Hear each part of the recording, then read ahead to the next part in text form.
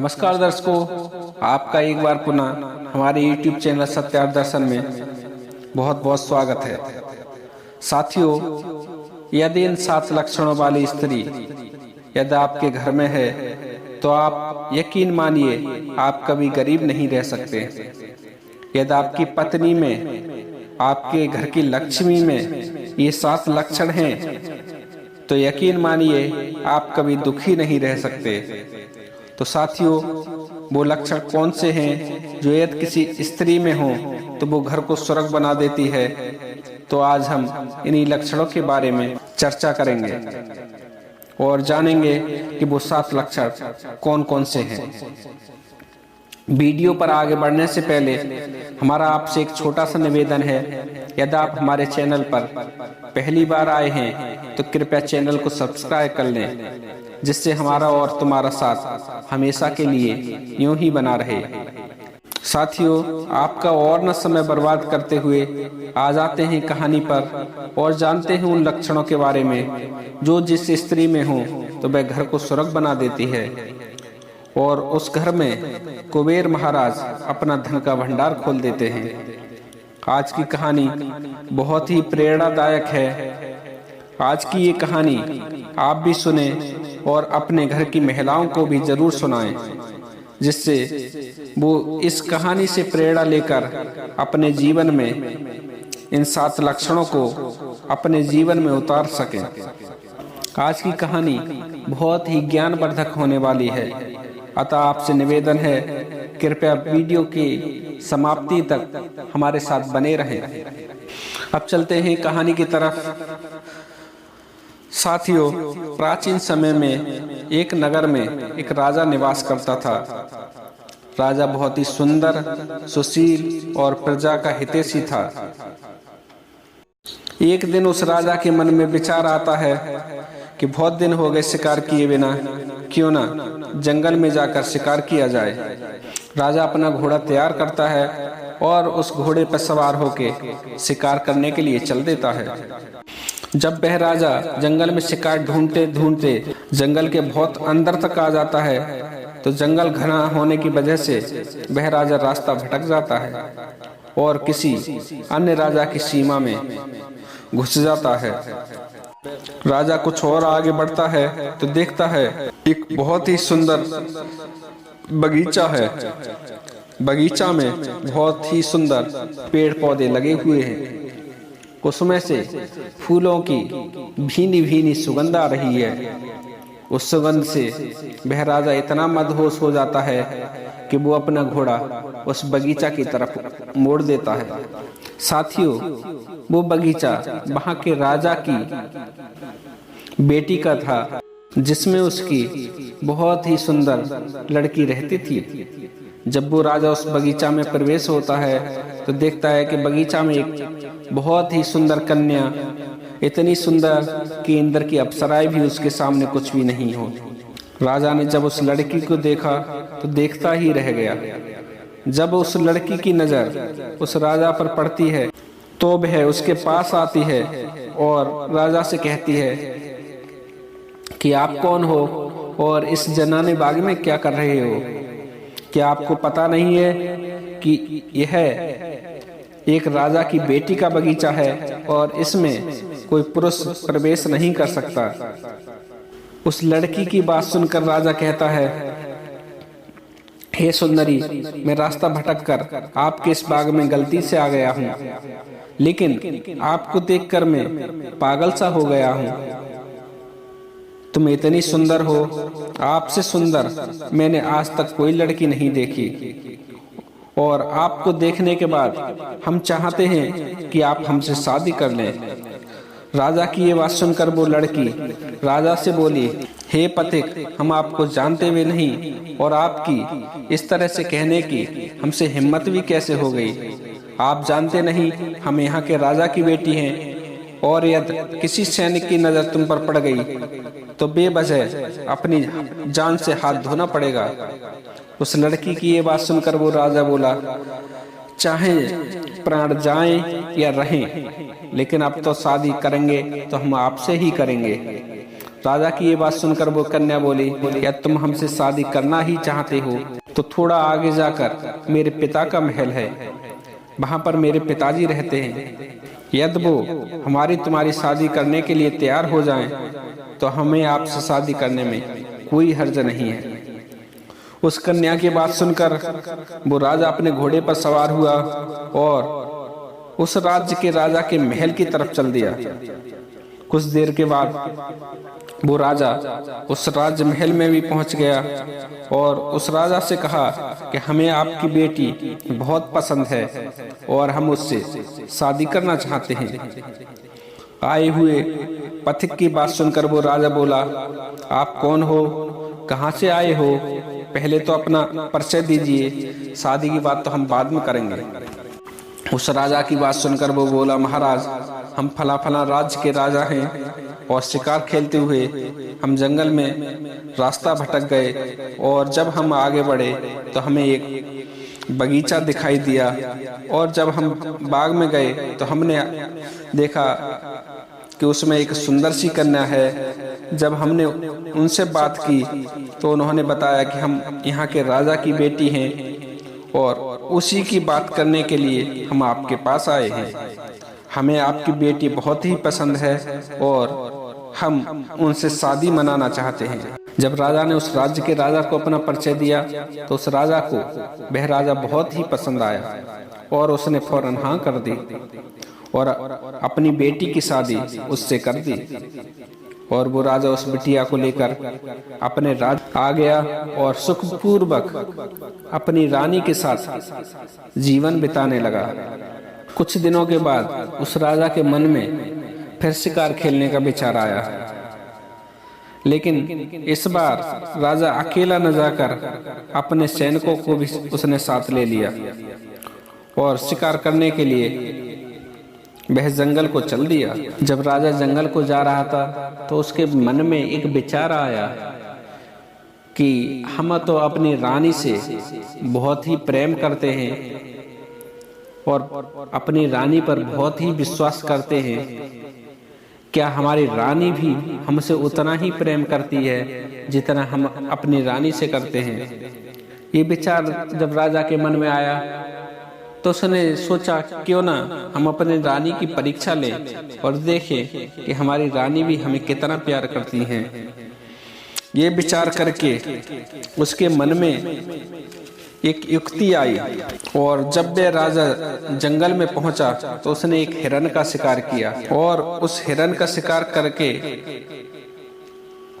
राजा ने अपनी पोशाक को उतारा और उस हिरन के खून से उस पोशाक को रंग लिया।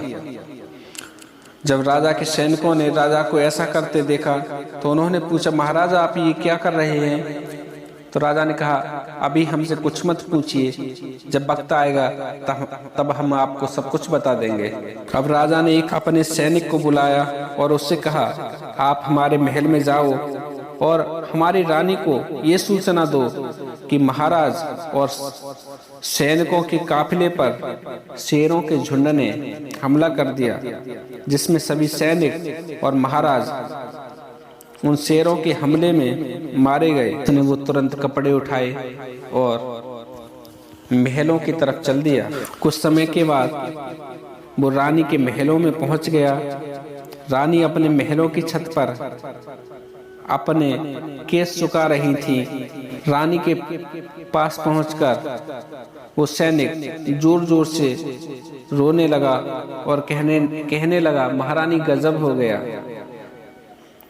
महारानी गजब हो गया, हमारे राजा नहीं रहे, उन्हें जंगल में शेरों के झुंड ने मार कर खा लिया। इतना सुनकर वो रानी बोली, नास पीटे, तुझे ये पता नहीं वो कितने पराक्रमी राजा हैं और मैं तेरी मान भी लूं कि यदि उन्हें शेर ने खा भी लिया तो फिर तू कैसे जिंदा रह गया? सैनिक बोला, महारानी जब राजा को शेरों के झुंड ने मार दिया तो मैं एक पेड़ पर चढ़ गया और बामुश्किल मैंने अपनी जान उस पेड़ पर चढ़कर बचाई। और यदि आपको यकीन नहीं है तो ये उनके खून से लथपथ कपड़े हैं रानी ने जो कपड़ों को देखा और उस पोशाक को पहचाना जो राजा की थी, तो हाय राजा कहते हुए वो ऊपर से ही गिर पड़ी और गिरने के साथ ही उसके प्राण पखेरु उड़ गए। जब ये बात नगरवासियों को पता चली कि हमारे राजा को शेरों ने मार दिया और राजा की रानी राजा के वियोग में मर गई, तो पूरे नगर में शोक की लहर दौड़ जाती है। सभी नगरवासी चिल्ला रहे थे, कितना अच्छा राजा था, कितनी अच्छी रानी थी, अब इस नगर का क्या होगा और अब हमारा क्या होगा। कुछ समय बाद जब राजा जंगल से नगर में वापस लौटा तो उसने देखा कि उसके महल के सामने सभी नगरवासी खड़े हुए हैं और जोर जोर से रो रहे हैं। जब वे महल में पहुंचा और देखा उसकी रानी नीचे फर्श पर पड़ी है और उसके प्राण पखेरु उड़ चुके हैं। राजा के छोटे भाई ने जब राजा को देखा और पूछा कि आप तो जिंदा हैं, फिर इस सैनिक ने भाभी को आपके मरने की झूठी सूचना क्यों दी और आपके खून से लथपथ कपड़े इसे कहां से मिले।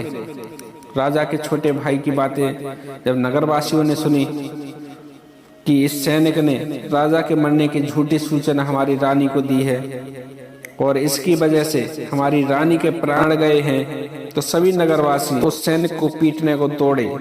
सैनिक भागा और राजा के पीछे छुपने लगा और महाराज से बोला, महाराज बचाओ, मैंने तो आपकी आज्ञा का पालन ही किया था। महाराज ने सभी को हाथों से रुकने का इशारा किया। अब तो राजा उस रानी को देख देख कर विलाप करने लगा और कहने लगा, हे प्राण प्रिय, मुझे न मालूम था कि तुम मुझसे इतना प्रेम करती हो। यदि मुझे ये पता होता, यदि मेरे मरने की झूठी सूचना से ही तुम अपने प्राणों की आहुति दे दोगी, तो मैं कभी तुम्हारी परीक्षा नहीं लेता। जो मैंने किया वो बहुत गलत किया। अब तो राजा नाना भांति रोदन करने लगा। तभी देवयोग से क्या होता है, उस नगर में घूमते घामते एक साधु महाराज आते हैं और जब राजमहल के सामने बहुत भीड़ भाड़ इकट्ठा देखते हैं तो नगरवासियों से पूछते हैं, क्या बात है भैया, और महल में इतनी व्याकुलता से कौन रो रहा है। नगरवासी उस साधु को सभी वृतांत बताते हैं। नगरवासियों की बात सुनकर वो साधु महल में जाता है और अपने गुरु का ध्यान करके वो अपने लोटे से जैसे ही जल की बूंदे रानी पर छिड़कता है तो रानी उठकर खड़ी हो जाती है। रानी को जिंदा देख वो राजा बहुत ही खुश होता है और कहता है, हे मुनवर, आप तो भगवान के समान हैं, मेरी आपके समक्ष कोई औकात नहीं है। मैं अपना पूरा राजपाट भी तुम्हें दे दूं और अपने प्राण भी मैं आपको दे दूं, तब भी मैं आपके कर्ज से उद्धार नहीं हो पाऊंगा। लेकिन महाराज, आप मुझ पर कृपा करें और बताओ मैं तुम्हारी कैसे सेवा कर सकता हूँ। वो साधु बोले, राजन, मुझे आपका ना तो राजपाट चाहिए ना ही कोई धन दौलत चाहिए।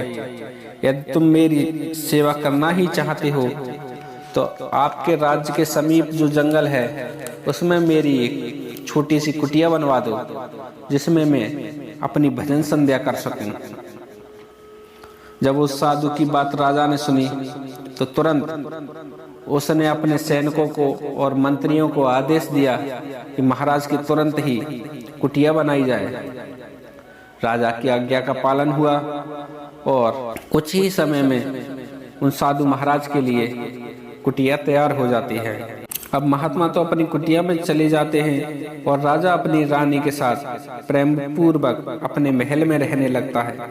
अब क्या होता है, अब उस राजा ने एक नियम बना लिया था कि जब भी उस राजा को अपने राजकाज से फुर्सत मिलती तो वह राजा अपने मन की शांति के लिए उन साधु महाराज के पास जाता और वे साधु महाराज उस राजा को ज्ञान की बातें बताते और वह राजा साधु से ज्ञान लेकर वापस फिर अपने महल को लौटाता।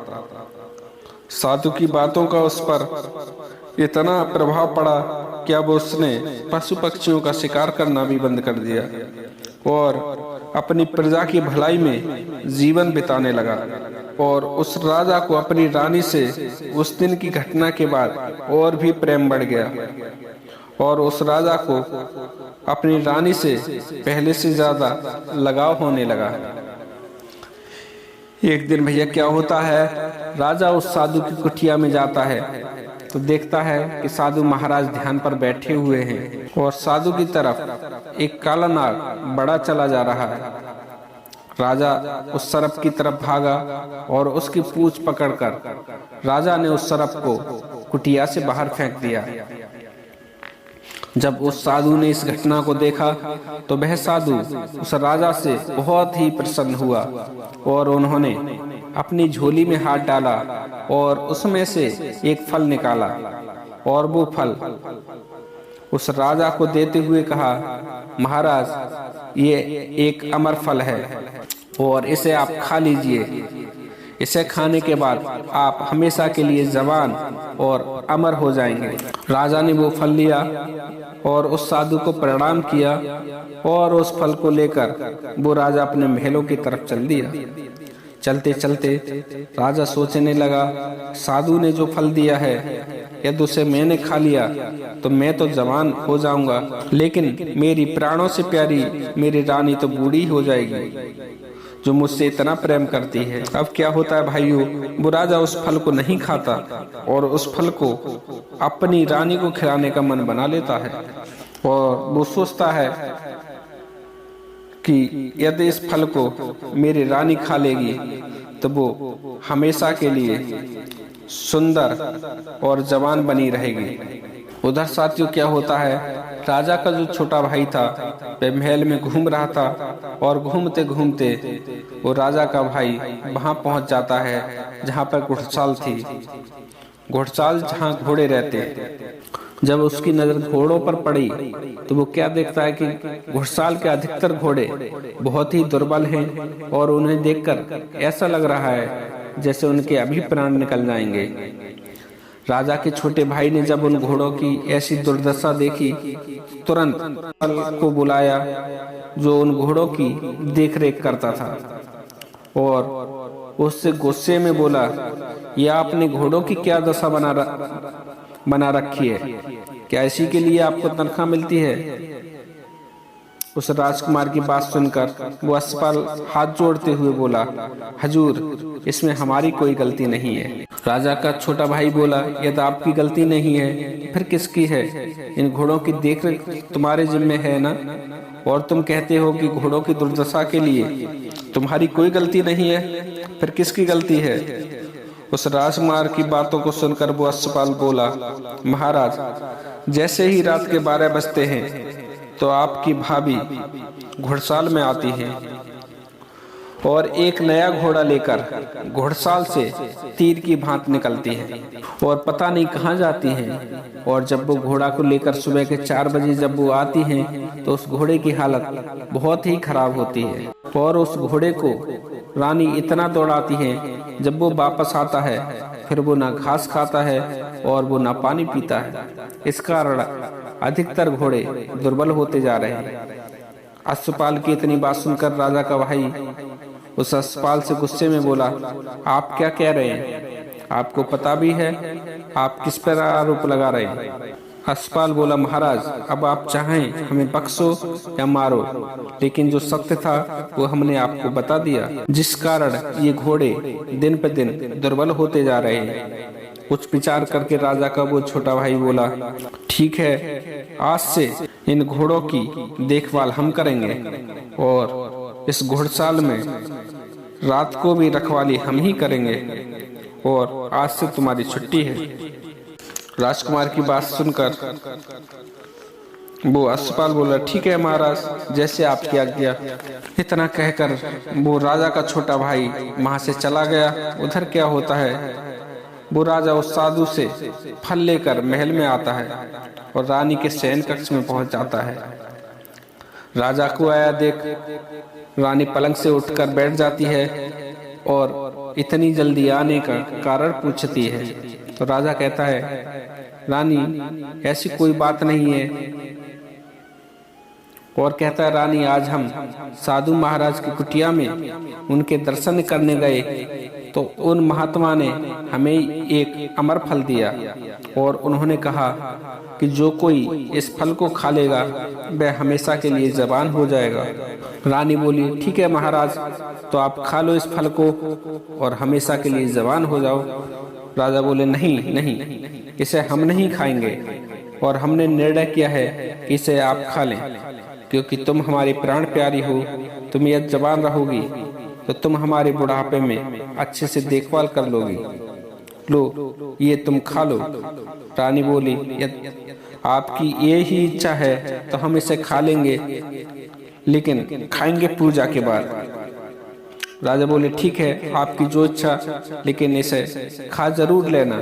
राजा ये कहते हुए राज दरबार में चले गए।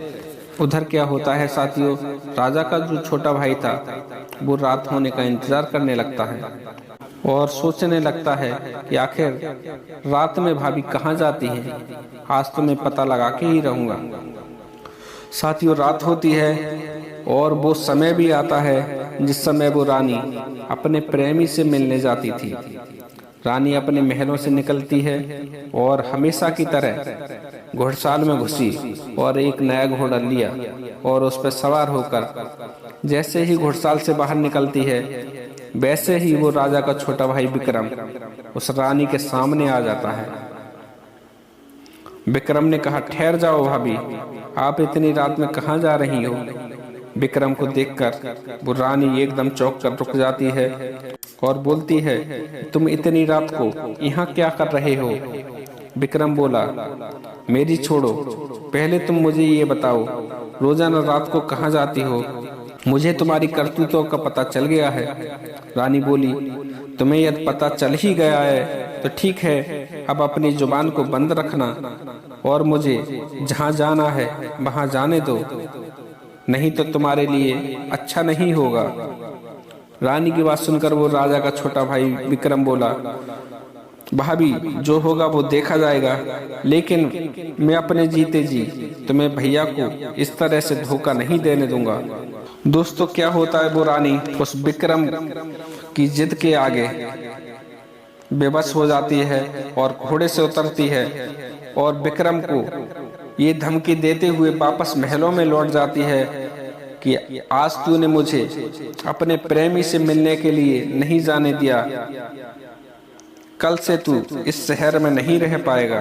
दोस्तों, क्या होता है कि अगले दिन राजा अपनी प्रजा का हाल जानने के लिए नगर में जाता है और उधर दूसरी तरफ वो रानी अपने कपड़े फाड़कर और अपने बाल बिखेर कर औंधे मुंह अपने पलंग पर लेट जाती है।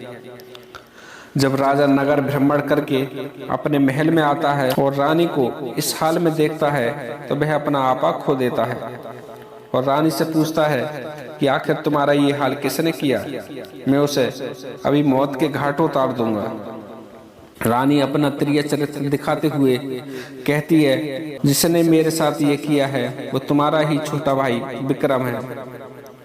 ये सुनकर तो राजा के होश उड़ जाते हैं, क्योंकि राजा को अपनी रानी पर पूर्ण विश्वास था कि रानी मुझसे कभी झूठ बोल ही नहीं सकती। राजा तुरंत अपने भाई को बुलाता है और कहता है, विक्रम, तेरी ये हिम्मत कैसे पड़ गई कि अपनी माँ समान भाभी की इज्जत पर तूने हाथ डाला?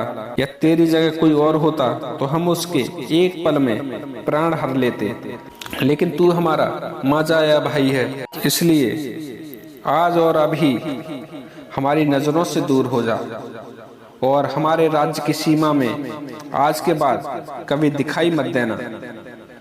अपने बड़े भैया की यह बात सुनकर आज विक्रम रोने लगता है और रोते रोते राजा को वो सब बातें बताता है और कहता है, भैया, आपकी रानी आपसे धोखा कर रही है और ये रोज अपने प्रेमी से मिलने रात को बाहर जाती है। राजा बोला, निर्लज्ज, तू अपने पाप छुपाने के लिए तू अपनी देवी जैसी भाभी पर लांछन लगा रहा है, तुझे शर्म नहीं आ रही? राजा के सामने विक्रम की एक न चली और विक्रम को देश निकाला दे दिया और उधर वो रानी पहले की भांति रोज रात को अपने प्रेमी से मिलने लगी। एक दिन वो रानी अपने प्रेमी से बोली, अब आपसे हम इस तरह से रोज रोज नहीं मिल पाएंगे। अब आप एक काम करो, हमेशा के लिए हमारे महलों में आ जाओ। प्रेमी बोला, क्या हमें मरवाने का इरादा कर लिया है क्या? तो वो रानी बोली, घबराओ मत, मैंने एक अच्छी सी तरकीब सोच ली है जिससे तुम हमारे महलों में भी रहोगे और राजा को शक भी नहीं होगा। तुम्हें बस इतना काम करना है कि तुम्हें कल राज दरबार में आना है और राजा से अपने लिए नौकरी मांगनी है, और इससे आगे जो भी होगा उसे हम संभाल लेंगे। इतना कहकर वो रानी तो अपने महलों में लौट जाती है। और दूसरे दिन जब सवेरा हुआ तो वो रानी का प्रेमी राजा के दरबार में पहुंच गया और राजा से बोला, हमें काम की तलाश है। महाराज, आपकी बहुत मेहरबानी होगी यदि आप हमें कोई नौकरी दे दें। उस आए हुए पथिक की बात सुनकर राजा बोला, भाई, हम आपके लिए अपने मंत्रियों से कहेंगे, कोई नौकरी होगी तो हम आपको जरूर दे देंगे। तभी बराबर में बैठी रानी बोली, महाराज, हमारे घुड़साल में जो अश्वपाल है वह कहीं चला गया है और उस अश्वपाल की जगह खाली है। क्यों न इसे अश्वपाल की नौकरी दे दी जाए। रानी की बात सुनकर राजा बोले, आपको जो उचित लगे वो करिए। और इस तरह वो रानी का प्रेमी अब अश्वपाल बनकर रहने लगता है और राजा को उनके षड्यंत्र की भनक भी नहीं लगती। एक दिन राजा अपने रंग महल में नृत्य देख रहा होता है। नृत्य उस नगर की सबसे सुंदर वेश्या कर रही होती है। जब नृत्य खत्म होता है तो राजा उस वेश्या के नृत्य से बहुत ही प्रसन्न होता है और उसे उपहार स्वरूप अपने गले में पड़ा हुआ मोतियों का हार उतार कर उसे देने लगता है। वो वेश्या बोली, रुकिए महाराज, आज आपसे हमें कुछ चाहिए नहीं, बल्कि आज हम आपको एक बहुमूल्य फल देंगे जिसे खाने के बाद आप हमेशा के लिए जवान और अमर हो जाएंगे। और इतना कहकर उस वेश्या ने अपने साड़ी के पल्लू में बंधा हुआ फल राजा के हाथ पर रख दिया। फल देखकर तो राजा के होश ही उड़ गए। राजा पहचान चुका था, ये तो वो ही फल है जो मैंने अपनी प्राणों से प्यारी रानी को दिया था। राजा उस वेश्या से बोला, आपको ये फल कहाँ से मिला? तो वह वेश्या बोली, महाराज, आपकी घुड़साल में जो अश्वपाल है वह मेरी देह से बहुत प्रेम करता है। उसने ये फल मुझे दिया था और बोला था, इसे तुम खा लोगी तो इसे खाकर तुम हमेशा के लिए जवान और अमर हो जाओगी।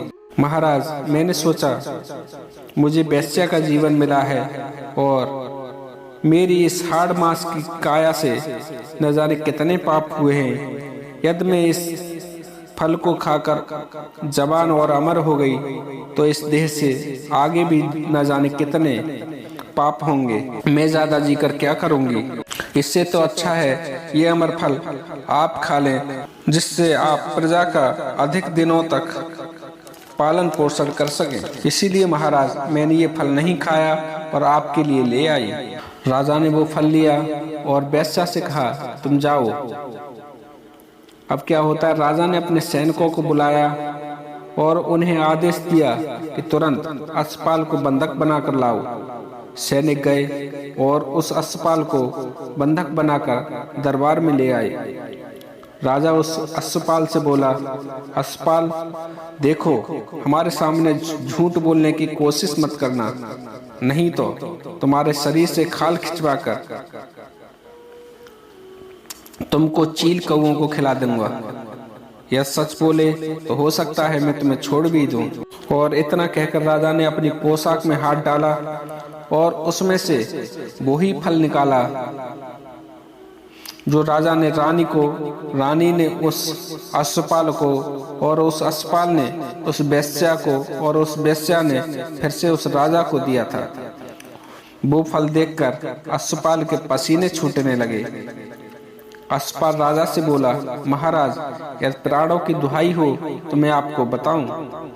तो राजा बोला, ठीक है, बताओ। तो वह अश्वपाल उस राजा से कहता है, महाराज, आपकी रानी ने ही ये अमर फल मुझे दिया था। रानी और मेरा प्रेम संबंध बहुत दिनों से चल रहा है और आपकी रानी ने ही ये अमर फल मुझे इस लालसा में दिया था कि यदि मैं जवान रहूंगा तो मैं उसकी प्यास अधिक समय तक बुझाता रहूंगा। यदि मैं आपसे सच कहूं तो महाराज, आपकी पत्नी मुझ पर तो दिलो जान से मरती है, लेकिन मैं उससे प्रेम नहीं करता। मैं तो उसकी धन दौलत से प्रेम करता हूँ और जिसे मैं प्रेम करता हूँ वह आपके राज्य की सबसे सुंदर वेश्या है जिसे मैं दिलो जान से चाहता हूँ। इसी कारण जब आपकी रानी ने मुझे वो अमर फल दिया तो वो मैंने नहीं खाया। मैंने सोचा यदि वो वेश्या जिससे मैं प्रेम करता हूँ यदि इस अमर फल को खा लेगी तो मुझे बहुत दिनों तक खुश रख पाएगी। उस अश्वपाल की बात सुनकर राजा ने अपने सैनिकों को आदेश दिया कि इस अश्वपाल को तुरंत ही कारागार में डाल दो। इधर तो सैनिक उस अश्वपाल को लेकर कारागार की तरफ जाते हैं और उधर महाराज उस फल को लेकर रानी के महलों की तरफ प्रस्थान करते हैं। अब उन्हें अपने भाई विक्रम की वो बातें याद आने लगी थी जो देश निकाला देते समय उनके भाई ने उनसे कही थी। अब राजा पछताने लगा और सोचने लगा, मैंने उसकी एक न सुनी और उस बेकसूर को देश निकाला दे दिया। इसी उधेड़ बुन में वो राजा अपनी रानी के महलों में पहुंच जाता है। राजा को आया देख रानी उठ के खड़ी हो जाती है और राजा से कहती है, पिया जी, आज इतनी जल्दी कचहरी से कैसे वापस आ गए? तो राजा अपने आप पर काबू करते हुए बोला, आपसे मिलने की इच्छा हुई इसीलिए मैं वापस आ गया। अच्छा ये सब छोड़ो, पहले ये बताओ मैंने जो अमर फल तुम्हें ला कर दिया था उसका तुमने क्या किया? रानी बोली, वो तो महाराज मैंने उसी दिन खा लिया था। राजा बोला, ठीक से सोच के बताओ। तो रानी बोली, हाँ हाँ महाराज मैंने उसे खा लिया था। यह सुन के राजा ने अपनी पोशाक में हाथ डाला और वो अमर फल दिखाते हुए बोला, फिर ये मेरे पास कहाँ से आया? फल देखकर तो रानी के थूक ही सूखने लगे और महाराज के पैरों में गिरकर माफी मांगने लगी। राजा ने अपने सैनिकों को बुलाया और उस रानी को भी कैद खाने में डलवा दिया। अब राजा का रानी से मोहभंग हो चुका था और अब अपने छोटे भाई की उसे याद आने लगी। अब उस राजा ने सभी मंत्री और सैनिकों से कहा, हमारे भाई को ढूंढ कर लाओ। सभी सैनिक अलग अलग दिशाओं में गए और पड़ोस के राज्य से विक्रम को लेकर राजा के पास आ गए। विक्रम को देखकर राजा ने उसे गले से लगाया और अपना ताज उतार कर अपने छोटे भाई के सिर पर रखते हुए बोले, विक्रम, आज से तुम इस नगर के राजा हो और हमारा इस मोह माया से जी भर गया है, इसलिए हमने संन्यास ग्रहण करने का संकल्प लिया है और हमसे जो अनजाने में गलती हुई थी उसके लिए तुम मुझे माफ कर देना।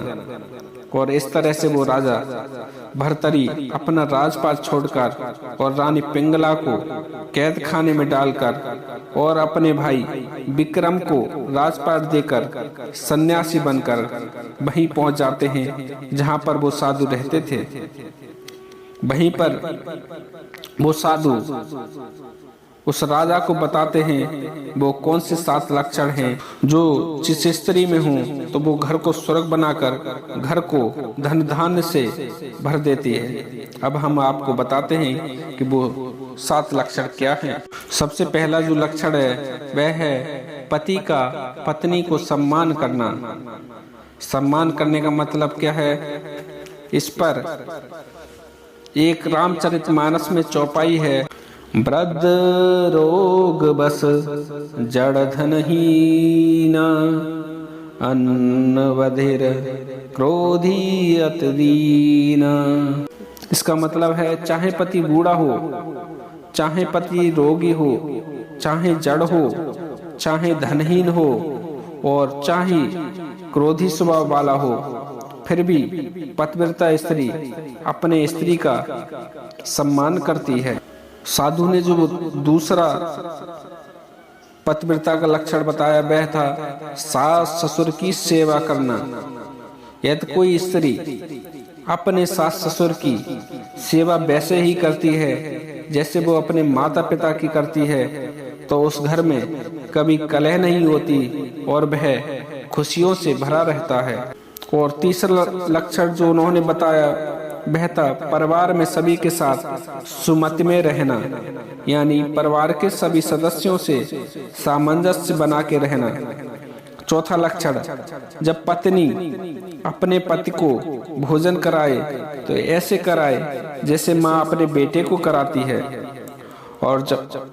और जो पांचवा लक्षण है वह है बहना बन के हंस बतलावे। इसका मतलब है जब पति पत्नी परिवार के सामने या अन्य किसी के सामने जब वार्तालाप करें तो ऐसे बतलाएं जैसे भाई बहन आपस में बतलाते हैं। कहने का मतलब है कि दूसरों के सामने जब बातें करें तो निर्लज्जपना छोड़ के भाई बहन की तरह आपस में बात करनी चाहिए। और जो छठा लक्षण बताया है वह है सेज रत रंबासी लहरावे। कहने का मतलब है जब रात को पति के पास जाए या पति की सेज लगाए तो ऐसी बनकर जाए जैसे इंद्र की अप्सरा रंभा होती है। और जो सातवां लक्षण है यदि कोई स्त्री अपने पति के सिवा किसी अन्य पुरुष से बात करे तो उस समय उसके मन में जो भाव होना चाहिए वह है मध्यम परपति देखे कैसे। मध्यम परपति देखे कैसे, भ्रात पिता पुत्र निज जैसे। भ्रात पिता पुत्र निज जैसे। इस चौपाई में बताया है कि यदि आपसे कोई उम्र में बड़ा है तो उसे पिता तुल्य समझना चाहिए। यदि कोई हम उम्र है तो उसे भाई की नजर से देखना चाहिए। और यदि कोई उम्र में छोटा है तो उसे पुत्र की तरह देखना चाहिए। यदि ये 7 लक्षण हैं किसी महिला में तो वह पक्की पतिव्रता नारी है। उसके घर में कभी कलह नहीं रहेगी और ऐसी स्त्री अपने घर को स्वर्ग बना देती है। तो ये थी हमारी आपके लिए आज की ज्ञानवर्धक कहानी। आशा करता हूँ आपको ये कहानी पसंद आई होगी और आप चाहते हैं कि ऐसे ही आपको ज्ञानवर्धक वीडियो ऐसे ही मिलते रहें तो उसके लिए आपको हमारा चैनल सब्सक्राइब करना होगा। और आशा करता हूँ आप हमारे चैनल को जरूर सब्सक्राइब करेंगे। इसी विश्वास के साथ हम आपसे लेते हैं विदा और मिलते हैं अगली वीडियो में।